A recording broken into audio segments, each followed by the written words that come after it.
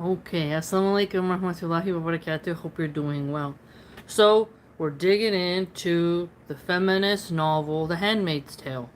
And if you're on X and Instagram, you're going to come across, usually, even without your wanting it, something, if we follow politics and stuff like that, something concerning feminism and The Handmaid's Tale. So, it's beneficial for us as Muslims to dig into this text and really pick it apart, see the meat that's there, and see what the angle is. Because our daughters are going to go to school, they're going to hear references to this book. It's a worldwide bestseller. Assalamu alaikum, Amplifier, good to see you. And so, when something becomes really popular, I think it's important for us as mothers to take time out of our day, analyze what is being promoted, right? So the boys have their issues, girls have things that they're into, and The Handmaid's Tale is a book that liberals, progressives, and Democrats are constantly referencing. And I've shared some screenshots in the past of women talking about this book and using it in their marketing, you name it. And so, what's it all about? Watching the series is not enough. We need to go to the actual sources, book 1 and book 2. This is book 1. So let's begin. Bismillah ar-Rahman ar-Rahim. Now, she's going to get into... Remember we talked about last time, there was stuff she was saying about love, right? Everyone needs love. Assalamu alaikum, Mr. Main Event. And now, she's going to get into the prayvaganzas. Okay, so this is a bit saucy. So let's jump into it. Bismillah. Women's prayvaganzas are for group weddings like this. Usually, the men's are for military victories. These are the things we are supposed to rejoice in the most, respectively. Sometimes, though, for the women, they are for a nun who recants. Most of that happened earlier, when they were rounding them up, but they still unearth a few these days, dredge them up from the underground, where they've been hiding like moles. They have that look about them, too. Weak-eyed, stunned by too much light. The old ones they send off to the colonies right away. So, okay, I want you to pause for a second. I got annotations upon annotations. It's so funny. Okay, so, she said, rounding them up. Okay, key aspect of Galit here. So, I'm going to do another annotation, rounding up. So, the women who are fertile are rounded up, okay? Sent to the Red Center to either see if what they qualify to be in. Are they going to be an aunt, a Martha, an econ wife, a handmaid? They're going to get sorted, okay? Now, she said here that the old ones who are expired, essentially, they can't produce children, they're going to be sent to the colonies. And the colonies, if you recall, it has toxic waste. It's a polluted wasteland, all right? So whenever you see feminists are kind of kinky and they're like, oh, you're going to round me up and make me birth your children. This is what they're hinting at in The Handmaid's Tale, because the fertile women are sought. Now, why is that clever as a book? Why is that clever as a theme for a book? Because civilizations depend upon fertile women. Okay, it's only when birth control got invented and abortion became mainstream, women started calling babies parasites and clumps of cells, just tissue to be disregarded. It's the modern Western ethos that doesn't value children, that has dehumanized them, okay? But for thousands of years, there were fertility cults. There were people who were like, I want to be pregnant. Like, I want to have children. Surviving childbirth is something miraculous, okay? So, this theme of rounding up the fertile women it hits our primal core. Because if you think in wartime, the beautiful women who were still fertile were often spared and kept. This is the way it worked. Think of that movie 10,000 BC. it's an okay film. But the lady who's the main character got blue eyes and she has dreads and she's like everybody wants her. I don't know, she's pretty and she's fertile. If you think about our very primal past, beautiful fertile women were sought after, okay? And so, in marriage was a key aspect to that. And military victories, soldiers would spare the sword upon beautiful women. Like, they don't want to take out the beautiful women, okay? They want to keep those beautiful women and make children with them.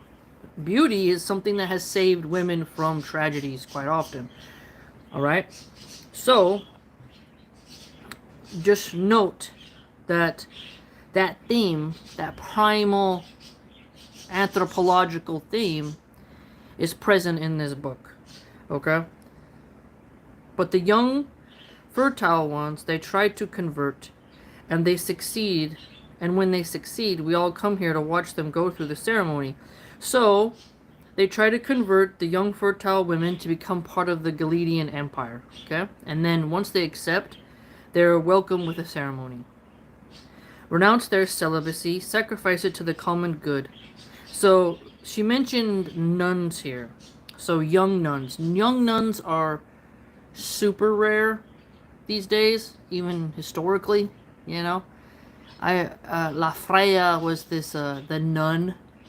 It was a horror movie, and, they picked a pretty nun to be the main character, and you could feel the sexual tension between her and the male companion. Nuns are fetishized quite heavily for being celibate, and it's not surprising that the nuns here are sought and then oppressed in Galit. She has to include that, right?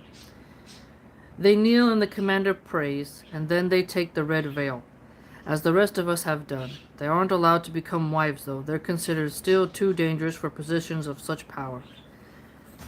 There's an odor of witch about them, something mysterious and exotic. It remains despite the scrubbing and the welts on their feet and the time they've spent in solitary. So the time they've spent in solitary. Assalamu alaikum, Moyad. Now, in book 2, you get to see the intake process of how they break the women's psychology more clearly. You don't really see that in this book. In the Testaments, you see it, and it's pretty average. Like, put him in a cell, don't give him food. It's kind of like how Negan tried to break Daryl in the Walking Dead series. It's nothing we haven't seen before, It was nothing revolutionary, in my opinion, in literature. So it's the standard, be in solitude, we won't give you food, then we give you food, and then you like us. It's like, okay, could you create something more creative? But no. So, when the nuns are first captured, they have to renounce their Catholicism and their title, and then they have to go through a ceremony where they're going to take the red veil and become handmaids. They always have those welts. They've always done that time, so rumor goes they don't let go easily. Many of them choose the colonies instead. So here, what is she saying? That the nuns are so devout that instead of becoming handmaids, they would prefer to just be sent to the toxic wasteland. So you see their determination to not break their celibacy and not renounce their faith. None of us like to draw one for a shopping partner. They are more broken than the rest of us. It's hard to feel comfortable with them. The mothers have stood the white-veiled girls in place and have returned to their chairs. There's a little crying going on among them, some mutual pattings and hand-holding, the ostentatious use of handkerchiefs. The commander continues with the service. Quote, I will that women adorn themselves in modest apparel, he says, with shamefacedness and sobriety, not with braided hair or gold or pearls or costly array. So, boom, what are we getting at? Modest apparel. Remember, she's anti-Islam, this author.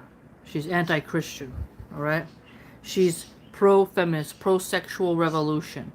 The main character's mom was a rabid feminist.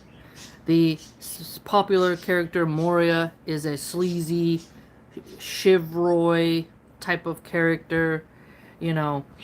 So she has to squeeze in there about how modesty is oppressive. Okay? Now, when you see the feminist art around The Handmaid's Tale, there's always the forced modesty is oppression angle. They want to prance around nude. They want to, be seen as sexual objects, but then get mad when they're sexualized when they show their body. It's very bizarre. Okay? So, the commander is a male, and this is a patriarchal society. So they're all, she's quite lazy with her writing. She calls everybody commander. She doesn't give like lieutenant or different rankings. She just calls all of them commanders, so it's really easy to get the characters confused. Now, there's Commander Kyle and Commander so-and-so. In the second book, she starts to get less lazy with her writing and decides to, add a name. But the point is that you have a military, patriarchal Christian commander telling the women during the ceremony where the veiled daughters are being married off that women must have a modest apparel. Okay? And you'll see this is why they don't like Islam very much, and why classic Christian orthodoxy modesty standards are shamed. Now, modern American Christians, you can't really, they look as skanky as any other. They're not really, they show cleavage, wear a cross, wear short dresses, expose their legs, post bikini pictures online. They wear yoga pants, showing their booty butt. They're not what they used to be. Okay, Christian women used to have a lot of class, strict dress codes. For example, the Mormons have this special garment underwear that they wear, and if you wear it under your clothes, it's like a shirt and pants, and if you're wearing an outfit that reveals those garments, it's not modest enough. And modesty was, in the 90s for the Mormons, was really regulated. It was great. Okay? I'm not sure how Utah is doing now, because I haven't been back in 11 years, but when I was growing up there, a little bit in the 90s, they were very strict. The Christian moms, the Mormon Christian women were very classy. But today, look at the main influencers, Tommy Lauren, these women, they show, Megyn Kelly, they show skin. Fox News is supposed to be a conservative outlet, but they always use the female body and the female allure to get male viewers, so the women are bait and they're not modest at all. Okay, so the author here is including that bit for us because she wants the female reader to be like, if a man asks me to be modest, he's oppressing me now. You may not believe me, but there's a black guy. He comes on my feed all the time. No matter where I go, he's always in my feed. I should find out the name of who he is. But he interviews women coming out of clubs or walking around in Miami or places, and these women look like they're wearing lingerie in public. In the 1920s, 50s, 60s, 70s, you couldn't go outside dressed like that. People would be like, what's wrong with you, woman? But as atheism increases and hedonism spreads, these women are basically in their underwear outside. This benefits the men. But a lot of these women, they're like out showing their bodies, and when the man asks them, would you dress like this if your boyfriend told you no? Like, what would you do? He interviews them and they're like, I would totally like keep wearing my clothes like that, and I'm not gonna let anybody control me. And you're like, this airheaded bimbo is like, she thinks a good mom who loves her son is gonna want him to marry a chick who dresses like that outside. It's crazy, right? Assalamu alaikum, Shug. Oh wait, hold on. Oh, there we are. Assalamu alaikum warahmatullahi wabarakatuh. Thank you for sharing these time and knowledge with us. These lives add value to my day. Good to hear, brother. Listen, women walking around in their undies in the 70s at school would be sent home for either cross-dressing or making public spectacle. Very true. Assalamu alaikum, historian. Yes. And so, the reason why I'm highlighting that sentence for you specifically is because why do feminists fear modesty so much. They really think that their only power is in how much they reveal. And the irony of that is they say, don't objectify me, don't sexualize me, but then they fight for the right to be naked. Pretty much naked, you know? And then they shame heterosexual men for looking, but then also shame heterosexual men for not approaching them. You see what I'm saying? Prime example. Let me dig in deeper. There's a guy, I think his name is Joey. He does gym videos on X. He's a white guy, pretty buff. And he's always calling out these women who are filming themselves in the gym. And they always say like, ew, this guy's looking at me while I do squats. What a pig. Swoles. Joey Swoles. His blonde hair, blue eyes, pretty jacked. But he points out the hypocrisy of these women with how they're dressed, why they don't go to female gyms, and how they want to be looked at, but then they make TikTok reels on men who look at them. I have a video I did, I think, over a year ago, probably on vlog playlist 4 or 3, where I talked about this, the TikTok trend of gym rats filming and shaming men for like looking at them for 2 seconds, you know. And meanwhile, they're not dressed modestly, right? So it all ties together, okay? The great thing about this book is that she inserts things into the storyline, but when you extract out, you see our current cultural conditions and why a feminist thinks the way she thinks on a psychological, spiritual level, and the inner hypocrisy of that.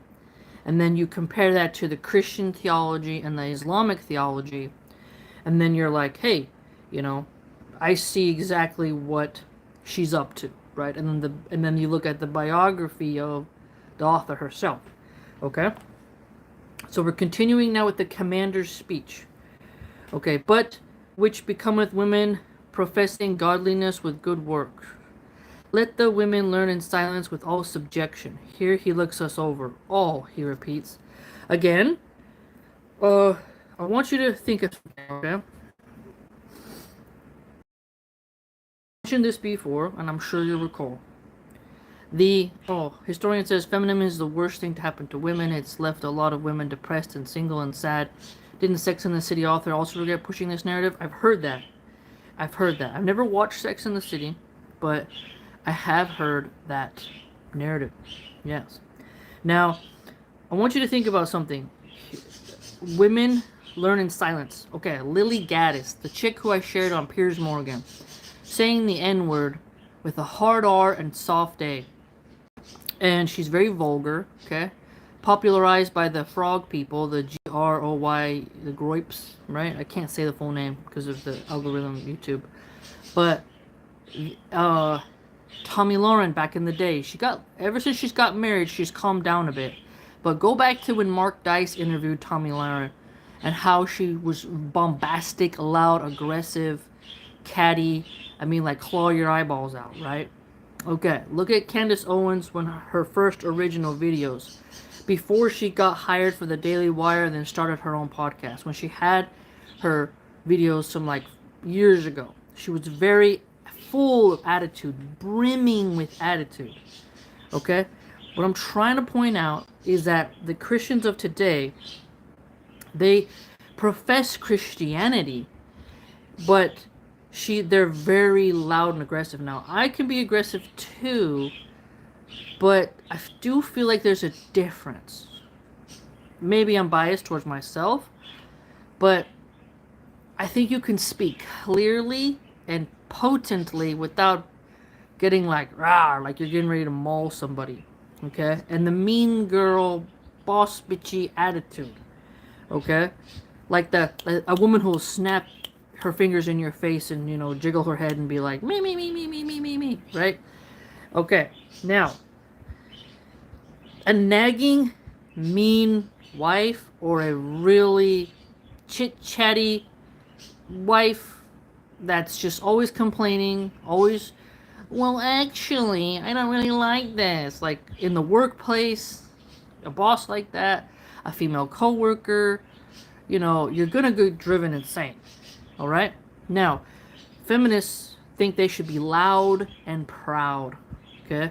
Classical Christians taught that kind of elegant Princess Diana behavior. Like before Princess Diana, she started dressing a little bit more lewd, but when she first came on the scene, I like watching her behavior. She was just very classy, and I could never be like that. I'm just too rugged.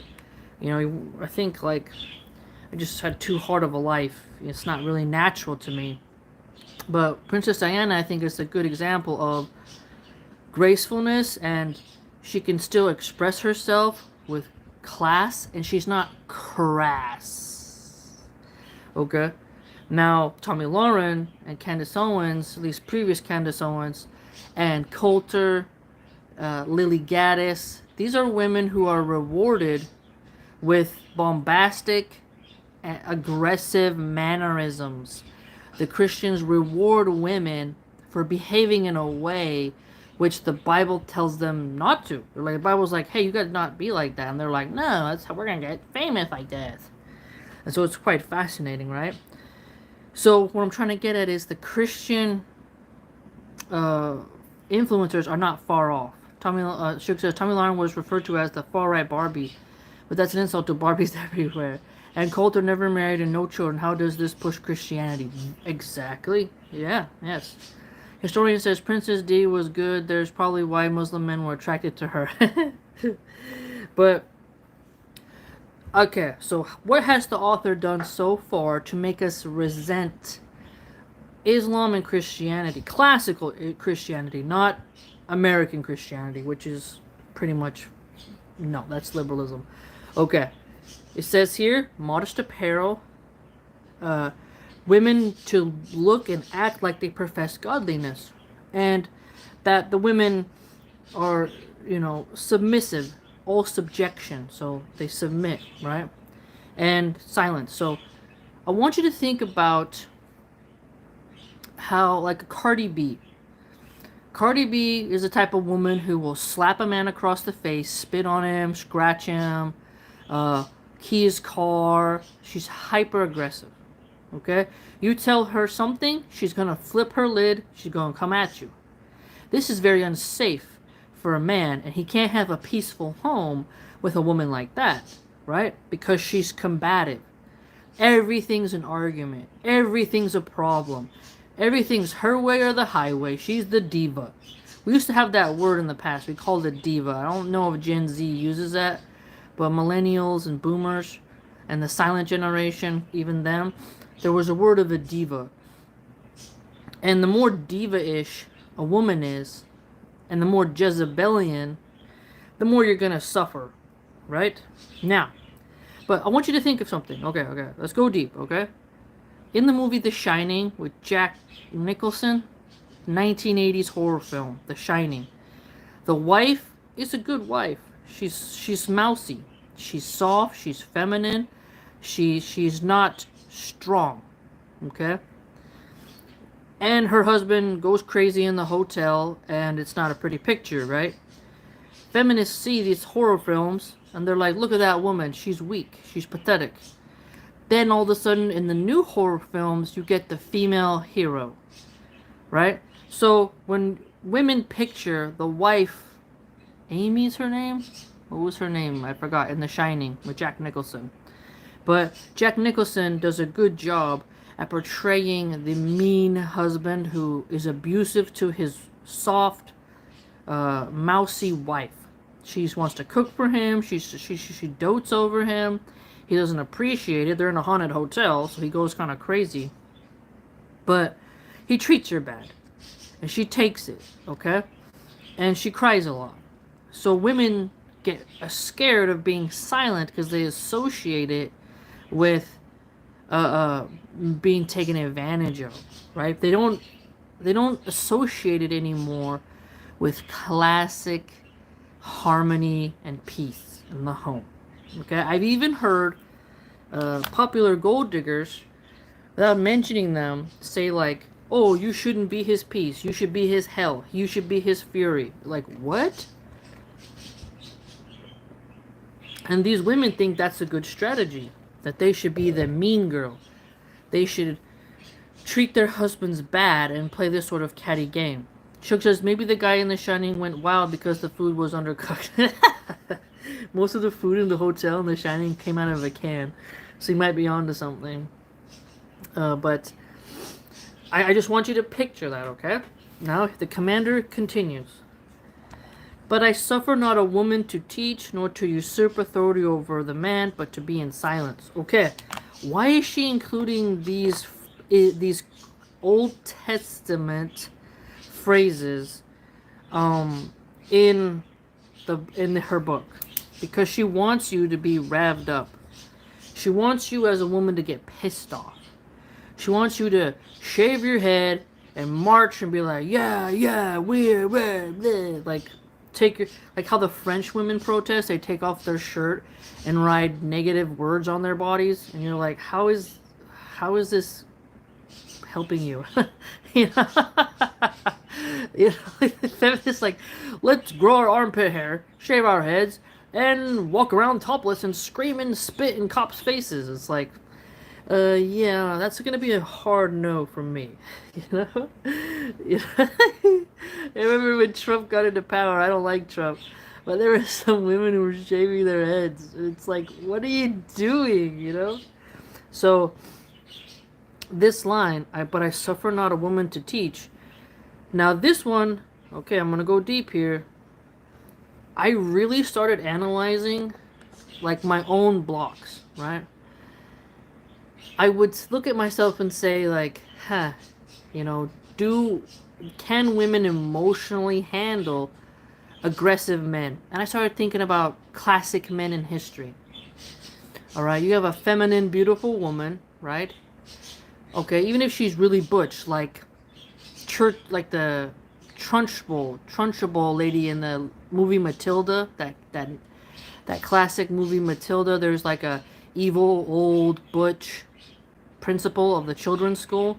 Even if you're like that, Miss Trunchbull, whatever her name was, even if you're like this aggressive She-Hulk of a woman, you still have your estrogen. You still have a shadow of that feminine energy. Now, I thought to myself, if you're in the face of a man who is like really, like, he's not going to take mercy on you because you're a charming woman. I think we women often think we gotta go deep. Okay, what did Daenerys Targaryen have when she had her dragons? But what did that character have? She had beauty. Emilia Clarke was stunningly beautiful. Okay? She was tough and tenacious. She had the naivete in the beginning, which Khal Drogo liked, and then later she became more authoritarian, right? She became more militarized. And Jon Snow, he was like, you know, I think she's getting to a tyrant, and he didn't like tyrants, you know? So what's fascinating is her beauty was a strong control over men. Dario Naharis, Ser Jorah Mormont, right? Her beauty was able to control men, but beauty fades. Okay, you're not permanently gonna have that superpower, which the Sons of the Harpy, when they went to assassinate her, that showed her for the first time, your beauty doesn't matter to us. You're a tyrant. We don't want you as our leader. And the Sons of the Harpy attacked her in the arena, and then she flew off on her dragon. Okay, now I want you to think something. Because women have beauty, men respect beauty to a certain extent, and they serve beauty to a certain extent. When you have a charming, beautiful woman with allure, it's natural for a man to not want to ruin that beauty, just like you don't want to step on a beautiful rose. Okay? As the beauty fades, and the women become more maniacal because they're losing that superpower that Allah subhanahu wa ta'ala has given them, they can't stand it. They turn to be more witchy, occultic, conniving, manipulative, if they don't age with grace. Okay, women have, like, some women like to give a command, and it's followed because they're pretty. The princess syndrome. I'm the main character, I'm a goddess, yada yada, obey me, man. And the men will obey for a while because they have hormones, they have testosterone, and some of them are chivalrous, okay? But as soon as Assalamu alaikum Zawar, they can't do that anymore, so they go nuts. So I want you to think about when a woman teaches in person. Why did some teachers, they were older ladies? I think about the past. A lot of teachers in the past, they were old, so there's no sexual dynamic. Then, if you recall in the 90s, the sexy female Spanish teacher became a popular character. And you're like, huh? And then you see how, because adult content started blooming, it was the hot, younger female teacher sleeping with the male students. So there's a risk there. Now, go look this up. Type in on your search engine, whichever you prefer, female teacher caught with male students. And you'll see an alarming rate. Now, some young men, like Joe Rogan and his crew, will joke about this. But it is still very alarming that a female teacher would use her position of authority to do something like that to a young man. Because you're supposed to be teaching them, not harassing them, not doing such lewd acts with them. As a mom, you don't want your precious boy to be felt up by some 33-year-old teacher who's having a bad time in her marriage and traumatizing your boy. There's a time and a place where your boy will become a man, and that's not up to the teacher to decide, okay? Now, there's that dynamic is decreased as women age, pardon me. So I understand, like, why schools would want to have an older female teacher teaching the young lads instead of a good-looking woman teaching horny teenage boys. It's not a good mix. Feminists will deny this. They will say that doesn't matter, and, you know, they go off to the moon.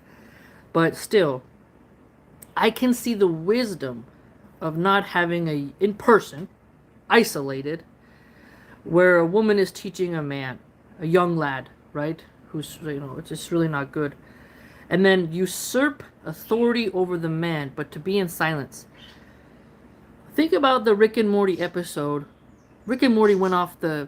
They really just are not good anymore. Ever since they got some female writers in there, it just really went stalked downhill. But in the beginning seasons, there's an episode where Rick and Morty go to a planet where it's all women ruling. They have like multiple arms and whatever. And she wants to crush Rick with a boulder. And Rick is talking and she gets mad at him and says, "Don't interrupt me." And she starts crying and the women come and console her. But she's a tyrant. But she can't, she wants to crush this man with a boulder. The scientists do, Rick. But she can't handle him interrupting her without crying. How does that make any sense? And that hits at female psychology on a deep level. The ability to be a tyrant and cruel, but not even be able to handle emotional interruption, right? So now, if you get a woman like that in power over a man, men will suffer. Now, I know a feminist will shoot back and say, well, women suffer under the patriarchy. Females oppressing females have a lot more sinister tone and won't be this utopia that they think it is. But whenever you have... Okay, let's go deep. What was it? It was in The Sopranos. There's a female mafia boss. And I'll never forget it, man. It's such a potent scene. One of the male mafia guys, she made a mistake, she made a bad deal, so they come in to put a hollow point in the cranium, right? And the first thing this female mafia boss does is she offers a sexual favor to not get shot. And the male mafia bosses start laughing, like, "Oh yeah, did she blow you? Did she blow you?" And they blast her anyways. Okay? But the point of that scene that is really good writing is how, no matter how tough a woman thinks she is, most of the time they will resort to something intimate to use their body. As Cersei Lannister said, the best weapon is between your legs against the man, seduction, in order to curry favor. Their superpower is beauty and allowing a man to mount them. Whereas men have actual, as Niccolo Machiavelli put it, this virtue, this prowess. And it is a totally different type of energy.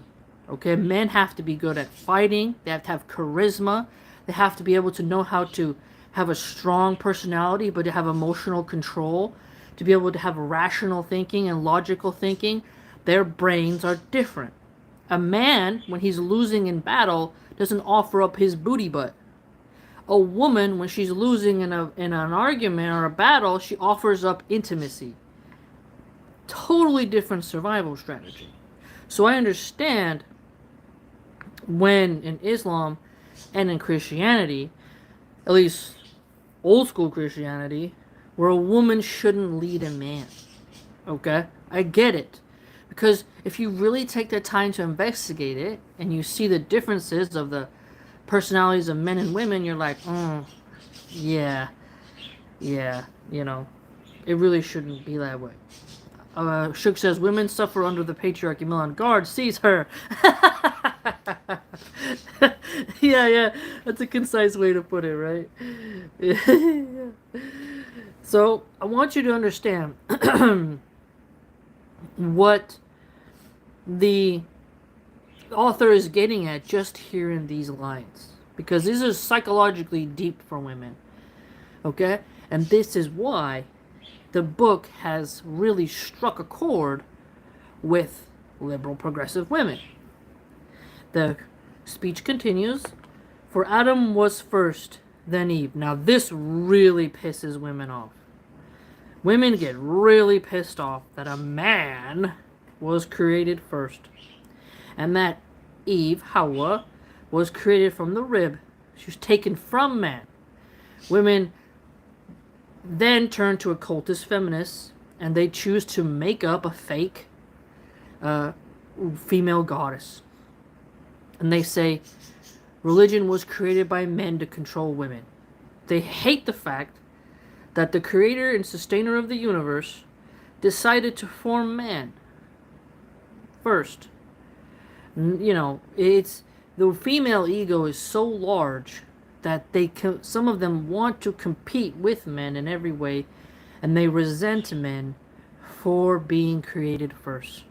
And you're like, that's how you get a witch. That's how you get somebody who becomes a villain and who doesn't want to be a good wife or a good mother. She wants to compete and destroy and become a tyrant. And Adam was not deceived, but the woman being deceived was in transgression. Now in Islam, if I recall correctly, both were... Assalamu alaikum, Gunther.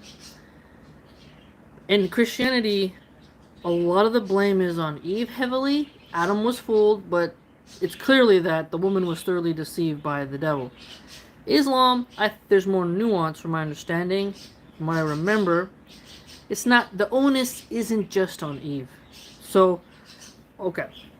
Either way, though, both Adam and Eve messed up, but the devil chose to talk to the woman first in Christianity. And that's where people wonder why the devil went to the weakest target. Now, understand, when we look in nature, we think we see signs of Allah. Okay. The male lion is stronger than the female lion on average. It takes multiple female lions to take down a male lion. Okay?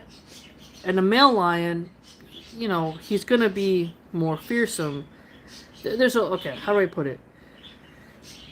A predator animal chooses the weakest one to go after. The sick, the elderly, the slower. Okay? When you compare a woman to a man, okay, you can see the bone structure of the woman. You can see that she's more petite, which is fine. You don't have to be a She-Hulk. Okay? My point is that In Christianity, the devil chose the woman first because she was the weaker one, and this pisses off women who think that men and women are equal in every way.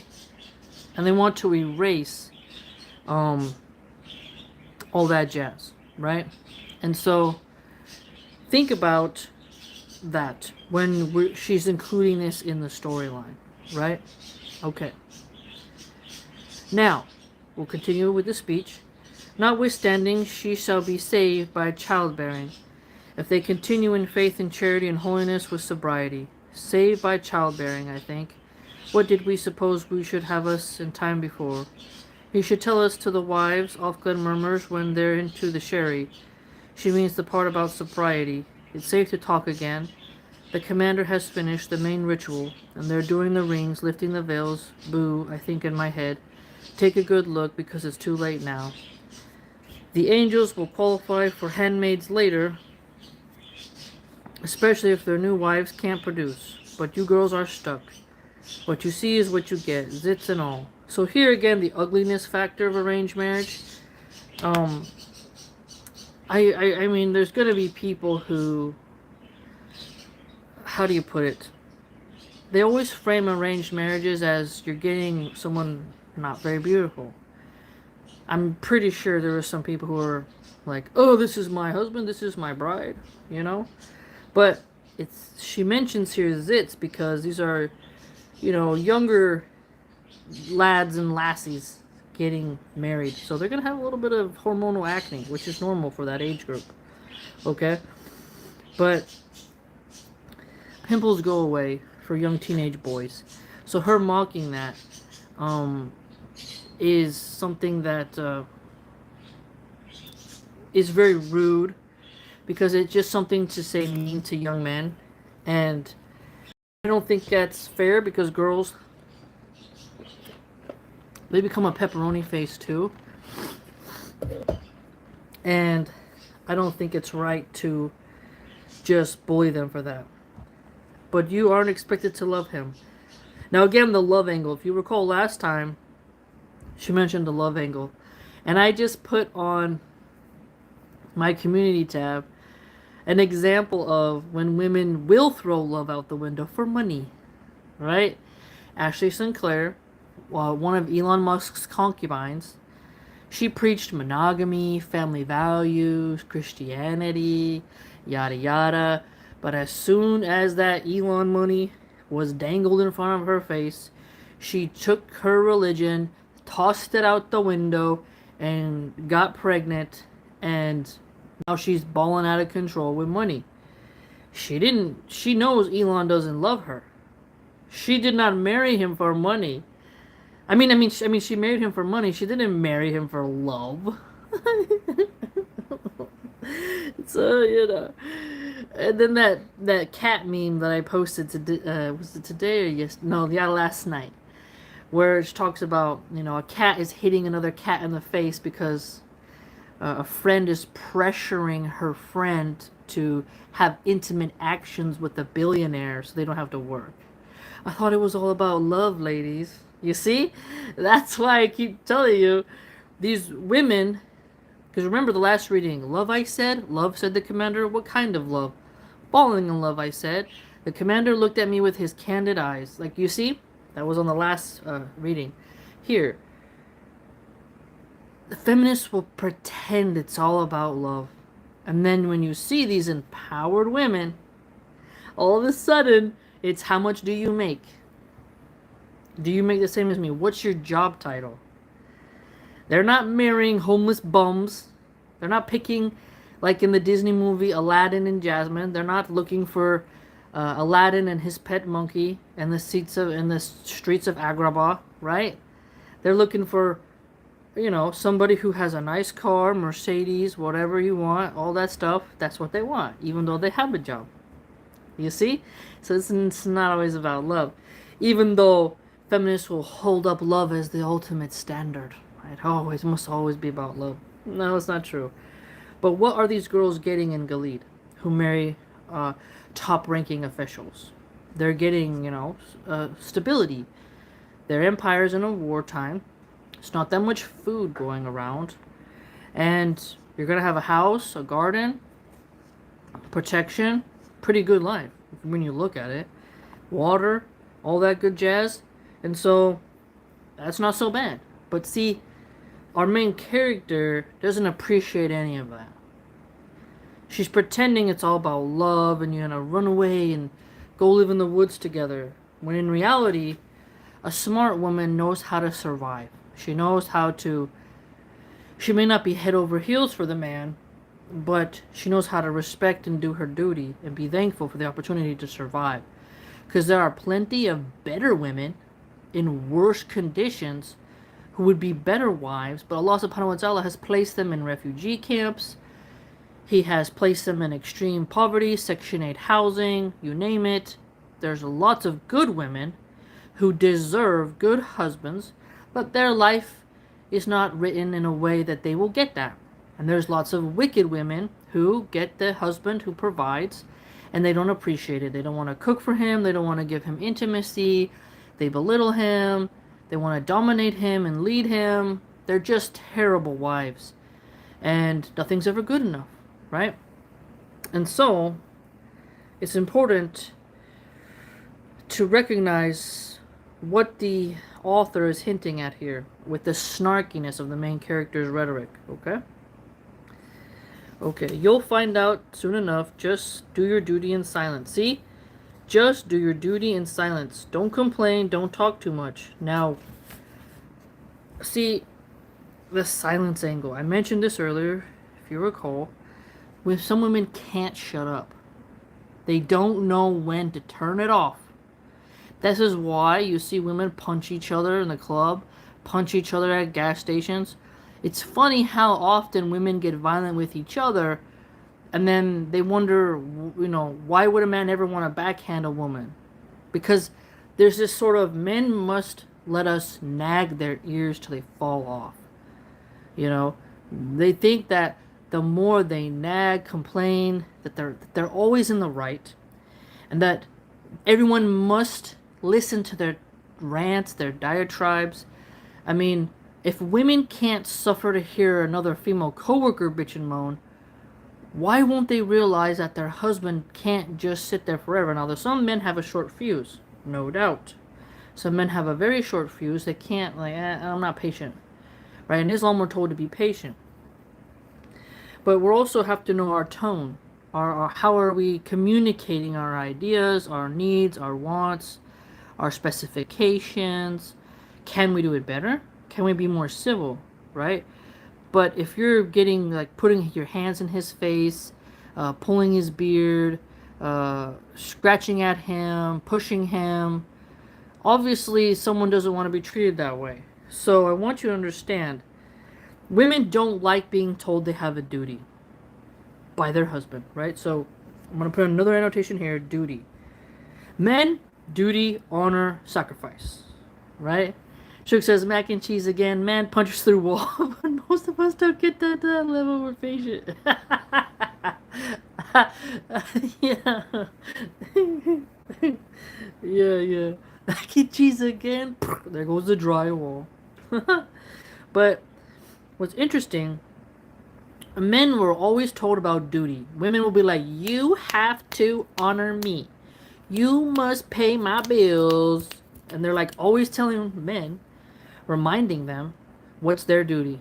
But a woman, if you tell her intimacy is a duty you must give me, she might as well burst into flames and fly out like a wraith. Rah, rah. She's gonna go crazy. She doesn't want to be held accountable or responsible. She wants zero standards applied to her. She doesn't want to meet anyone's expectations, because countless of those types of women are selfish and entitled and think that everyone must serve them. They think, I must bring nothing to the table. I am the one, you bring everything to me. Me. I. So when you tell a woman about duty, she doesn't want to hear it. That's why women shouldn't be leaders. Think about it. We had women should not teach nor usurp authority over the man, but be in silence. And then not usurping the authority of men. men have this inherent trait of duty. A man will hold another man accountable and say, you have a responsibility to the platoon. You have a responsibility to the company. You have a duty to uphold your position. Right? But a woman as a wife thinks some of them think they have no duties. Right? Shook says, I am the table, some of them say, but what if the table legs are lopsided? Exactly. Shook says, men always understand and are trained from adolescence that they have to do some kind of work, but women aren't always taught about what acts of service are expected of them. Very true. Very true. And so, I want you to understand that feminists in this book are saying, oh, your duty, and you have to do that duty in silence. I want you to think about when you go to work. As a server, I'll use myself as an example, just because I'm sure you've had this experience too at jobs. Your boss tells you, I need you to do XYZ. You got to get it done. If you talk back to your boss, and they're like, I can't believe I got to do this crap. Why can't Josie do it?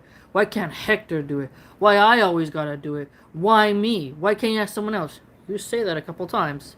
They're going to say, you're not a team player. You don't care about the company mission. You're not adopting company values. You're fired. Well, why did I get fired? There goes your reference. Okay?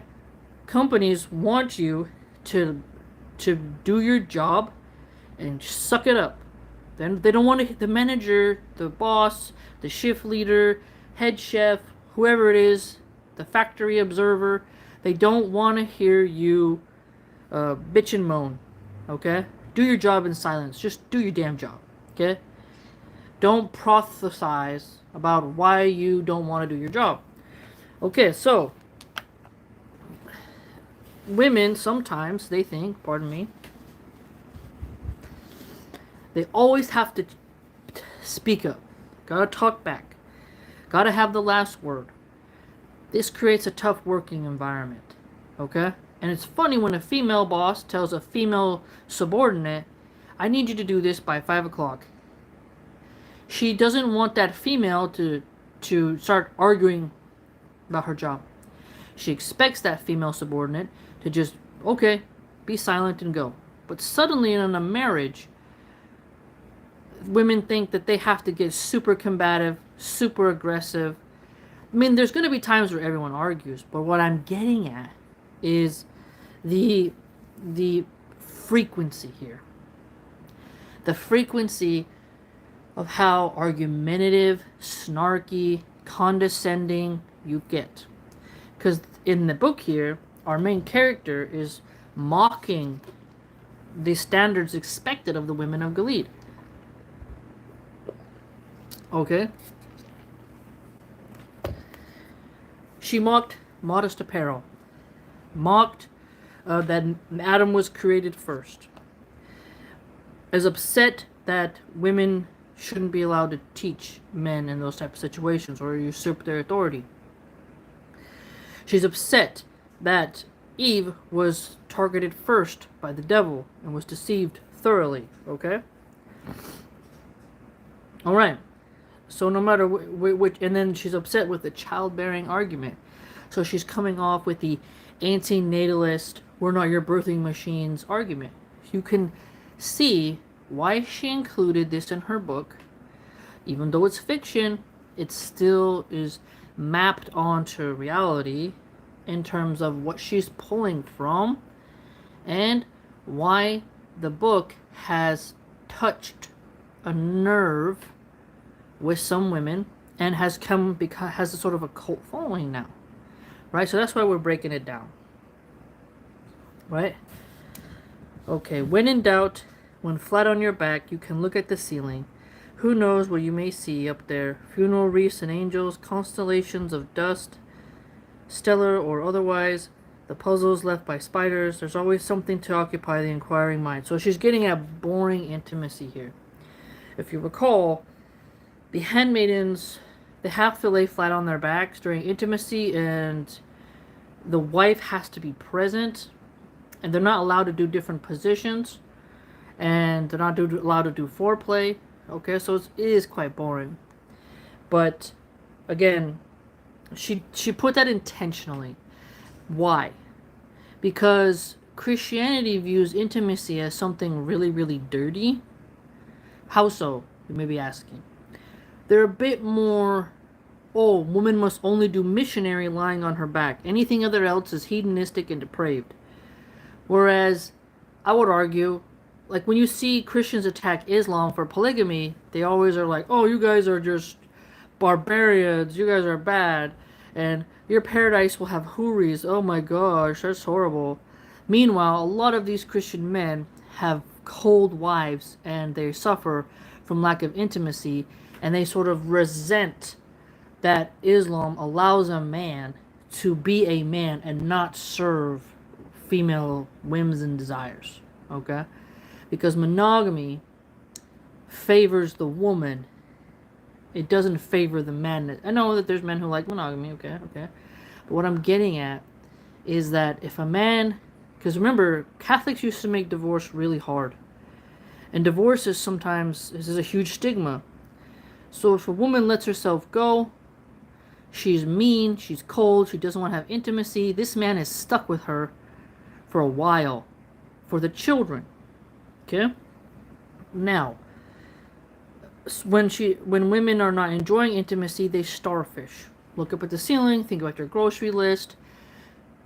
But if a man has a wife who likes him, she's enthusiastic, she's accepting, she's open, she's let's just have fun. So I want you to remember there's a reason why. Okay. Duty intimacy. This is a phrase that really gets under the skin of women. They're like, oh, lay on your back, just let your husband do what he wants, you know. The feminist frame duty intimacy as always something boring, dreary, and negative. Okay? They never, like when I've told women, like, hey, you know, you can, you know, your mood swings, you have to control that. You have to find a way sometimes to turn the engine on. Don't just leave everything up to your husband, you know. You both have to try, you know. Come on. But some women think the man has to be a sort of clown. Like, he must do everything for her. And if he fails in this mission, then he has no right to anything. And she can go weeks without it, months. And then when he accidentally comes across a video on social media that was placed there by a bot, and he slumbers, he slips, these women freak out and shame him, not realizing how much they've neglected and scorned him. You know? It's really sad. Shug says, it's like sometimes you gotta preheat the oven before you put the bread in. Yeah. And it's really quite sad. Well, and I remember coming across an older woman. She was probably like she's definitely older than 70. I think she was more in her 80s. And she's been married for a long time, over 40 years. And they asked her, like, what was some advice you would give newlyweds? And she was like, if, you know, you should say yes more often. And so many feminists were screaming in the comments. I mean, oh my gosh, they were freaking out. And I've mentioned in the past, if you just had a baby and the baby's not sleeping through the night, I understand that your brain is like, But after that, I don't really think there's any excuse, personally. You know, but they don't want that. And they see that they always make it sound as if a woman can't have the engine turned on. So they frame it as, when in doubt, flat on your back, you can look at the ceiling. Again, the starfish missionary. The feminists will frame it as, you know, you must do your duty and not complain. I'm hoping I'm tying all these threads in, because I've been researching, reading, dealing with feminism and its different branches and different factions for quite some time now. And you should join the blog, because I put a lot of those posts and other stuff on there, and you can have more of a understanding of what I'm getting at. Okay? And I spend a lot of time reading their literature ad nauseum, and so I'm familiar with their rhetoric. A lot of them have blocked me, so I gotta be more careful now. and I have to search up their names and then see what they post because I can't follow them because they block. They're very temperamental. And I understand if they block you for being rude and trolly, but if you just have a regular comment, they're like, block. So, what are you going to do? The point is, though, is that she purposely made the handmaids not be able to have fun with intimacy. You see? And she tied duty to intimacy and childbearing. Do you see the levels of propaganda? If it, saying you're fertile, why not have children? Why not do that? You have a duty to have your husband's bloodline continue into the future, inshallah. But thinking of the burden of childbearing as a sacred duty is more positive. But feminists say it's a clump of cells. It's only a life if you want the baby. Feminists think that they're champions of women, but they actually say more derogatory things to and about mothers, pregnancy, and all that jazz. Okay? And so there's so much to unpack here in her book, but again, there's a lot of subliminal messaging going on here. Okay? That the intimacy would be so boring that you'd be looking at spider webs. Okay, and that's part of the oppression of the handmaids, is that you won't be able to enjoy. And some women have said in the past, actually a lot of women actually, I'm sure you've heard this as well, 10 minutes of fun, 9 months of, not so much fun. Pointing out how you better make that intimacy session as fun as possible because you might get pregnant, and that pregnancy journey is going to be long and hard, and giving birth is painful. So you better make sure that 10, 15 minutes, 20 minutes, whatever, is worth it. The handmaidens don't get that. They don't get to have that fun. So that doubles the oppression. You see what I mean? So it's all tied in. Now, the pravaganza goes on, and then Offglen, the walking partner of our main character, has some lines here for us that I want to include. When it's over at last, we are walking out. Offglen says to me in her light, penetrating whisper, "We know you're seeing him alone." "Who?" I say, resisting the urge to look at her. "I know her. Your commander," she says. "We know you have been." I ask her how. "We just know," she says. "What does he want? Kinky sex?" I would be hard to explain to her what he does want, because I still have no name for it. How can I describe what really goes on between us? She would laugh. Remember they're playing Scrabble, looking at magazines? For one thing, she'd laugh. It's easier for me to say, in a way, than at least has the dignity of coercion. Dignity of coercion. She thinks about this. You'd be surprised, she says. How many of them do? I can't help it, I say. I can't say I won't go. She ought to know that. We're on the sidewalk now, and it's not safe to talk. We're too close to the others, and the protective whispering of the crowd is gone. We walk in silence, lagging behind, until finally she judges she can say, "Of course you can't, but find out and tell us." "Find out what?" I say. I feel rather than see the sight turning on her head. Anything you can. So what are we getting at here? She wants, Offglen wants our main character to find out secrets, military secrets, any type of information. So the handmaidens turning to be spies. Okay? That the handmaids have, remember the Mayday secret groupings where they try to help handmaids escape. Now, what's so cliche is that the author named it the Underground Female Road.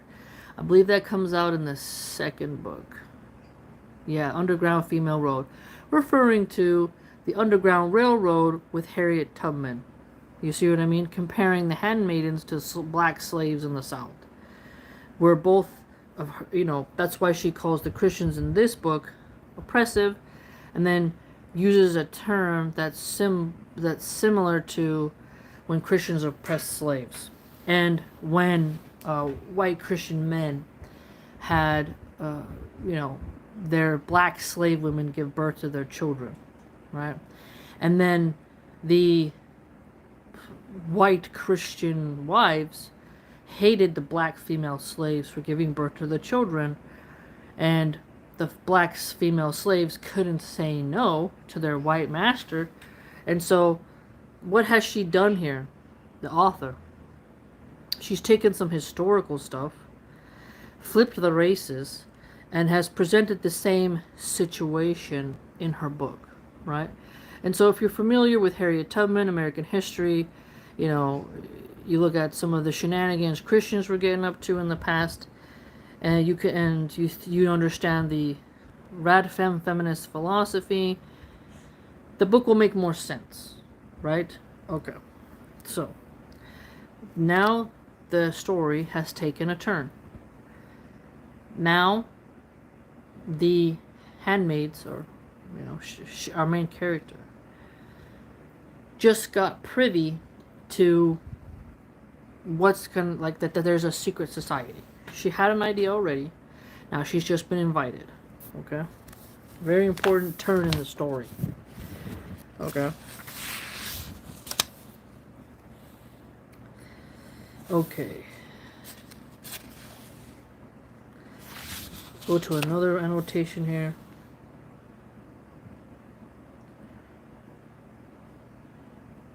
Okay.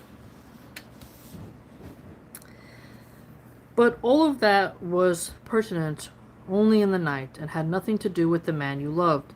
At least in daylight, with that man you wanted it to work out. Working out was also something you did to keep your body in shape for the man. If you worked out enough, maybe the man would too.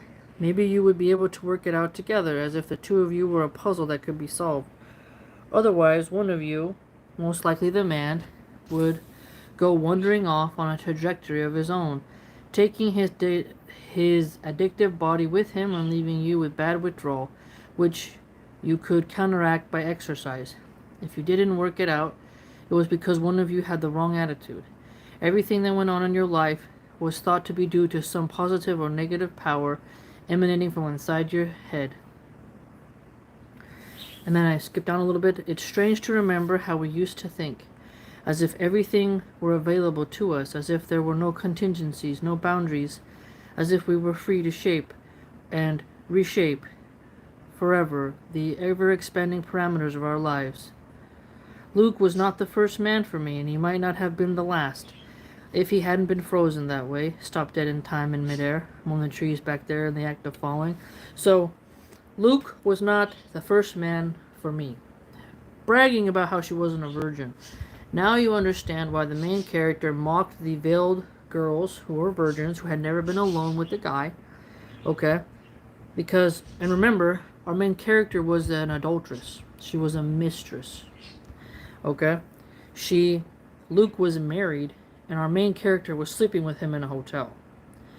And heard his wife call him crying about him cheating. Our main character didn't care. She wanted that man, right? Highlighting how the sisterhood is quite fake when you really look at it. Women will take another woman's man. That's why polygamy is better. But I digress. I just wanted you to see that, okay? To get more insight into the character. Okay, here we go. I skipped ahead to this other annotation I wanted to share with you. The knock comes at my door. Cora with the tray. But it isn't Cora. I brought it for you, says Serena Joy. And then I look up and around, and I get out of my chair and come towards her. She's holding it, a Polaroid print, square and glossy. So they still make them, cameras like that. And there'll be family albums too, with all the children in them. No handmaids though. From the point of the view of future history, this kind will be invisible. But the children will be in them all right, something for the wife to look at downstairs, nibbling at the buffet and waiting for the birth. You can only have it for a minute, Serena Joyce says, her voice low and conspiratorial. I have to return it before they know it's missing. It must have been a Martha who got it for her.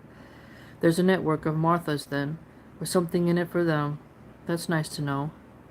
I take it from her, turn it around, so I can see it right side up. Is this her? Is this what she's like, my treasure? So then it goes into how she saw her child, and she gets to see a picture of her kid. And then there's another part here that says, I sit at the table eating cream corn with a fork. I have a fork and spoon, but never a knife. When there's meat, they cut it up for me ahead of time, as if I'm lacking manual skills or teeth. I have both, however. That's why I'm not allowed a knife. So again, the reference to self-harming.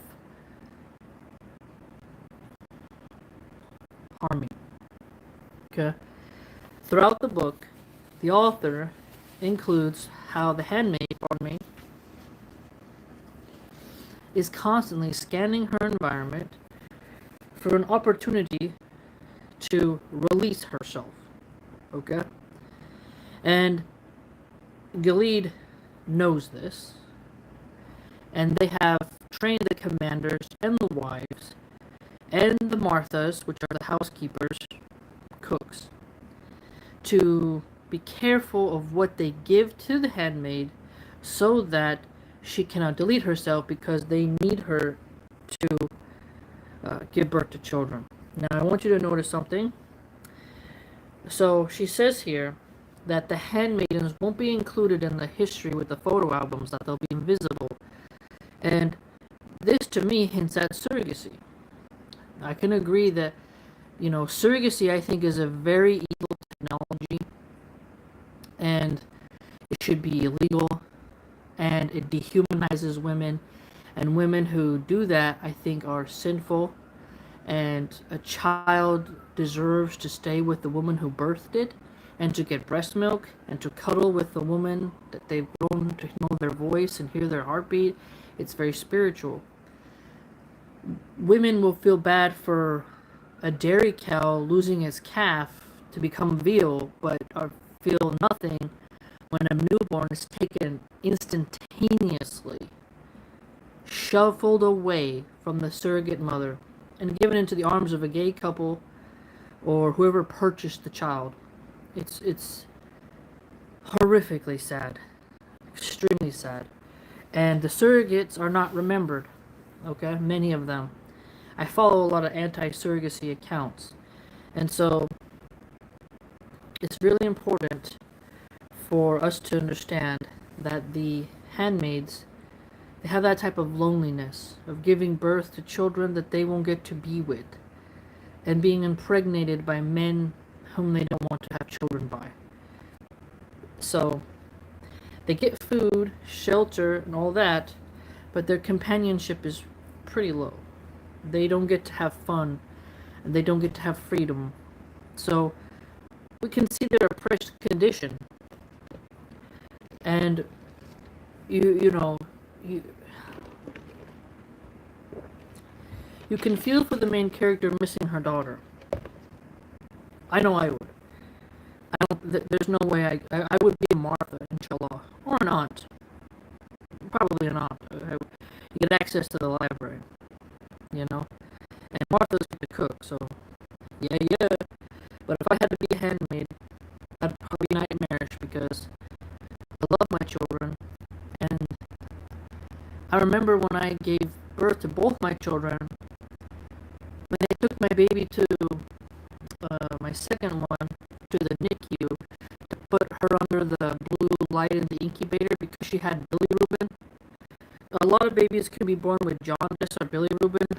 They have to go under the blue light in the incubator for like 24 hours. You pump your milk, give it to the NICU.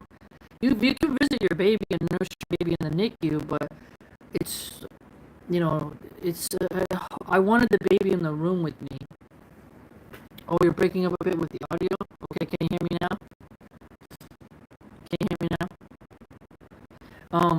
wanted to be with my baby in the NICU, but I was fresh from the C-section, and they have these sort of compressors that they put on your...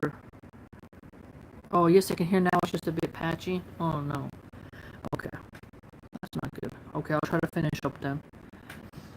They have these compressors that they put on your legs in order to help you not get blood clots after a C-section, so you can't really walk. And so that's when they had to take my baby to the NICU to be put in the blue light. And I remember crying because I wanted my baby by me. I want my baby by me. Some moms, they don't care. Yes, sound breaking. Oh no. Okay. I don't know what to do. But okay, are we back? Are we okay? How about now? Safwan and Shug. But I really wanted my children by me, so I understand our main character wanting her baby around, right? I can hear it, it's clear, mashallah, thanks. And so, if you really love being a mom and you love your children, being away from them is quite difficult. Same? Okay, good, Safwan. And thank you for letting me know, everyone. And that, when we hear the scene about where she gets to see a picture of her daughter, we can feel quite sad, you know. Khalid, if you're captured and turned to a handmaid, you don't get to keep your children, okay? So that's quite sad, quite sad. We can acknowledge that, okay? And so, when our character is saying, "I'm not allowed a knife," you know, it's you can see why. He says, "Yeah, the separation anxiety with mother and child is real." Yes, yes, and sometimes I'm really shocked when women don't have that, but I have that, and I'm not ashamed of it. But I get surprised when I meet women who don't have that. But the good part is that even though our main character is not the best person in the world, at least she misses her daughter. Right? Okay. So let's see. Okay, we'll pause here. Okay. That way, in case the Wi-Fi is acting up, you know, we can just pause here so the rest of the video doesn't get ruined. She says, yes, some of these women have the empathy of a monitor lizard. Yeah, very true. And it's quite sad. I just don't get it. How you could... That's why I don't understand women who can do surrogacy. You just give birth to a baby, you felt them kick, move, you saw them on the ultrasound, you heard their heartbeat, and then you just give birth to them and allow someone just to take them away from you? How does your primal instinct not kick in? If I try to take the egg of a peacock, the peacock's going to attack me. If I try to take the kitten away from its mom, she'll try to scratch me. If I try to take an egg out of a bald eagle's nest, she's going to take out my nose. But there's some women who are so cold that they just birth children for money. That's crazy to me. Quite dark. Alright, everyone, I hope you enjoyed.